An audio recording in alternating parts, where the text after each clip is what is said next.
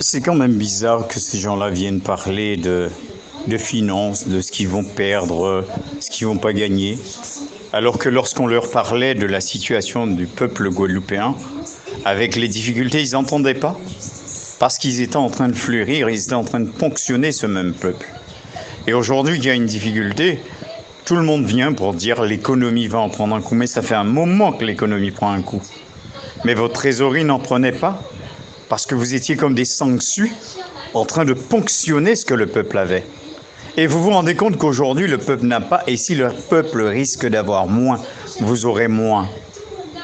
Je ne vois pas en quoi, d'accord, la pharmacie, les pharmacies de Guadeloupe puissent être touchées, si ce n'est par une impossibilité de mobilité du peuple guadeloupéen. Ils ont toujours procédé à des livraisons, je suis bien placé pour le savoir. Et ça ne les empêche pas non plus d'ouvrir leurs officines.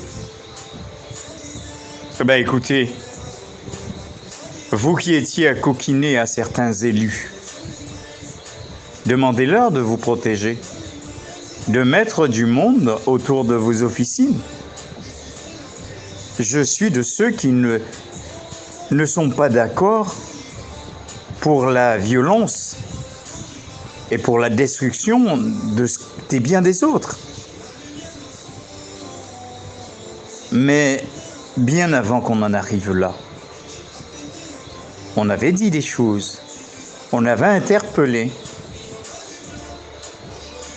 Et chose incompréhensible encore, vous avez votre pays qui est en feu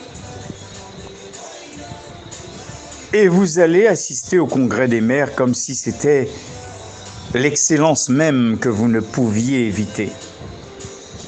Alors que si tous les élus de Guadeloupe, y compris le président des maires, avaient décidé de rester en Guadeloupe et d'expliquer qu'ils ne pouvaient venir parce qu'il se passe des choses dans leur département, je suis persuadé que leurs homologues de l'Hexagone auraient compris et auraient pu les appuyer aux demandes ministérielles. Ce gouvernement est un gouvernement de force. Il faut forcer, il faut passer en force. Aujourd'hui, on vous pose un problème qui se passe, GIGN, etc.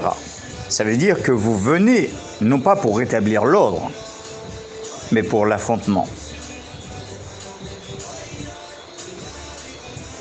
Il est indéniable qu'aucun enfant de Guadeloupe ne doit mourir.